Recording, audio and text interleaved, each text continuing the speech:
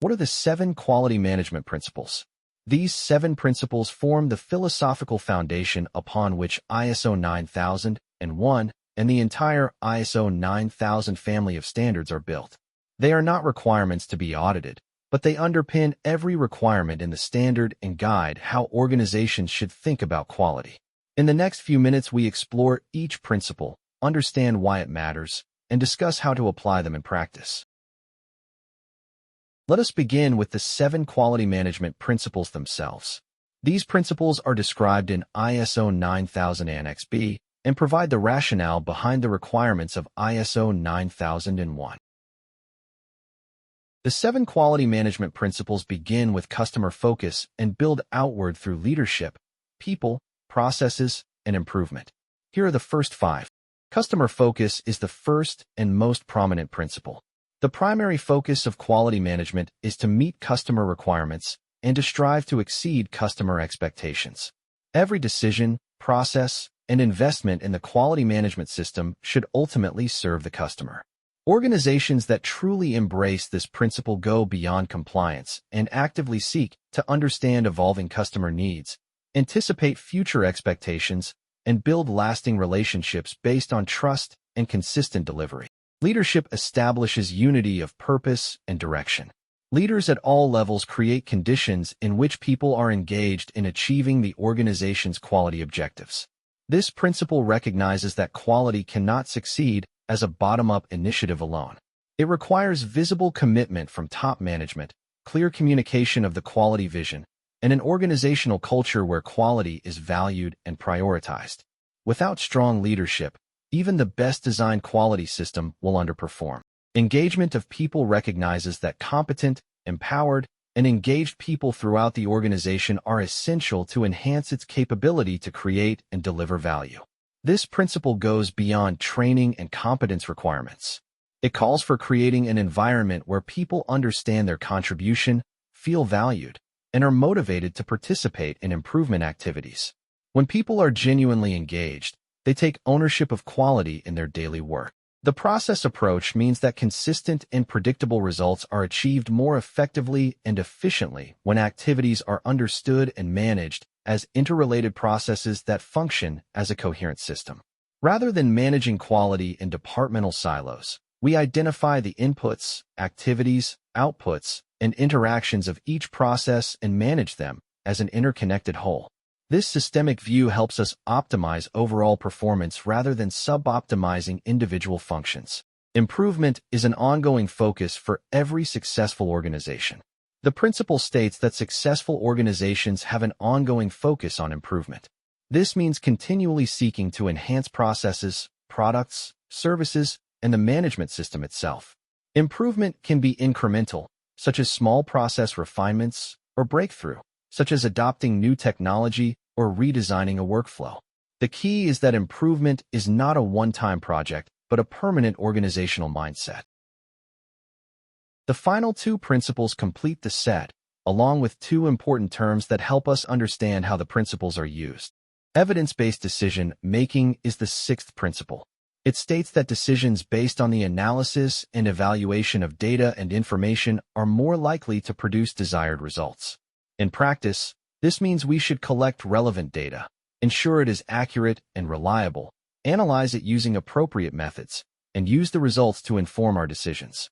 This principle directly supports the ISO 9001 requirements for monitoring, measurement, analysis, and evaluation, and it counters the tendency to make decisions based on intuition or assumption alone.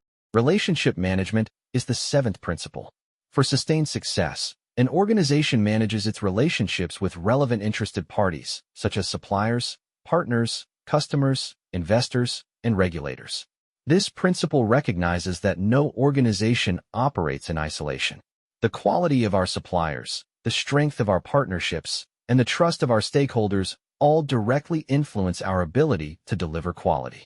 Managing these relationships proactively rather than reactively leads to better outcomes for everyone involved. A quality management principle is defined as a fundamental belief, norm, rule, or value that is accepted as true and can be used as a basis to guide an organization's quality management behavior. The 7 principles are not requirements that can be audited for conformance. Instead, they provide the philosophical foundation that explains why the requirements of ISO 9001 exist. Understanding the principles helps organizations implement the standard in a way that is meaningful rather than mechanistic. Annex B of ISO 9000:2015 is where the 7 quality management principles are formally described. For each principle, Annex B provides a statement of the principle, a rationale explaining why it is important, key benefits that can be expected from applying it, and possible actions an organization can take to apply the principle. Annex B is an excellent reference for quality managers who want to deepen their understanding of the principles and communicate their value to the wider organization. Now let us look at how to translate these 7 principles from theory into practical application within our organizations. The principles are most powerful when they guide behavior and decision-making across the organization. Here are 4 practical approaches. The most practical way to use the principles is as a decision-making framework. When we face a significant decision, we can test it against the relevant principles. Does this decision support customer focus? Does it reflect evidence-based thinking? Does it strengthen our relationships with key interested parties?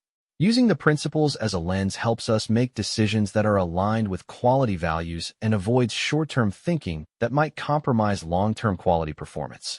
We should incorporate the quality management principles into our training and awareness programs at every level of the organization. New employees should learn the principles during induction, and existing staff should be reminded of them through regular awareness activities. When people understand the principles, they can connect their daily work to a broader purpose. Training should use practical examples that show how each principle applies in the context of specific roles and processes. Internal auditors can use the principles to assess not just whether requirements are met, but whether the spirit of the standard is being followed. When auditing a process, we can ask whether decisions are evidence-based, whether customer needs are being considered, whether people are engaged and empowered, and whether improvement is actively pursued. This approach elevates internal auditing from a compliance check to a value-adding assessment that drives genuine improvement. Management reviews provide an opportunity to assess whether the quality management system remains aligned with the principles. We can periodically review each principle and ask whether the organization is living up to its intent. Are we truly customer-focused, or have we become internally focused? Is leadership visibly committed, or has engagement waned? Are we improving, or have we plateaued? This reflection keeps the QMS grounded in its philosophical foundation and prevents it from becoming a bureaucratic exercise. Let us close with the 4 most important points about the 7 quality management principles. To master ISO 9001 and prepare for the 2026 revision, enroll in the full course. Link in the description. Thank you for watching. If you found this helpful, please like and subscribe. See you in the next video.